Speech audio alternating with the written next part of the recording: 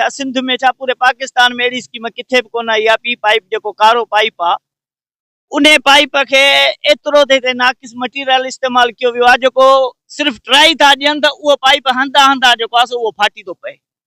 मां सिर्फ़ एतिरो ॿुधायां पुछण थो चाहियां पब्लिक हेल्थ वारनि खां आख़िरकार यूसी झांगारा जो ॾोह कहिड़ो आहे। ऐं सीएम साहब के मां इहा रिक्वेस्ट कंदुसि त साईं तव्हां हमेशह असांखे झांगारा यूसी के तरजीह ॾिनी आहे, हमेशह तव्हां असांखे स्कीमूं ॾिनियूं आहिनि।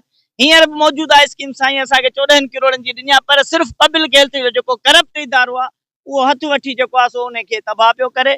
मां सीएम सिंध के रिक्वेस्ट कंदुसि, असांजो MNA आहे, मां उनखे रिक्वेस्ट कंदुसि त साईं ख़ुदा जे नाले झांगारा जे अवाम ते तरस खाओ, रहम कयो। झांगारा जो जेको मासूम अवाम आहे न, ग़रीब अवाम, उहो निमाणे उन किंसा अवां ॾे वांझाए रहियो आहे। अल्लाह जे नाले इन्हनि वांझायल अखियुनि जे इंसाननि जे अखियुनि में का ख़ुशीअ जी लहर ॾियो। तव्हां ॾे ॾिसनि था हमेशह पीपुल्स पार्टीअ था खटियो आहे। हीअ यूसी सीएम सिंध जी आहे।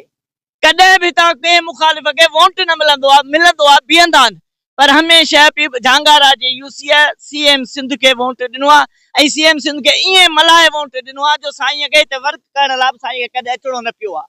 त मां उन साईं खे चवंदुसि त साईं उन अवाम जी लजब अवां रखो, उहे अवां ॾे वांझाए रहिया आहिनि।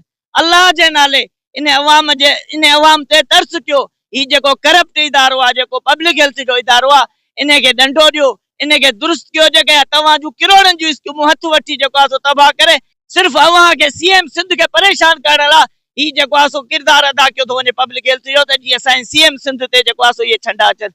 सीएम सिंध हमेशह असांजे यूसीअ खे फंड ॾिना आहिनि। हींअर भला केतिरा फंड आया आहिनि, पर पब्लिक हेल्थ जो जेको इदारो आहे, हीअ असांजो जेको एहतजाज आहे इहो पब्लिक हेल्थ जे ख़िलाफ़ आहे। ऐं असां सभिनी खे रिक्वेस्ट कंदासीं त महिरबानी करे झांगारनि वारनि अवाम जी इहा बेचैनी ख़तमु कई वञे।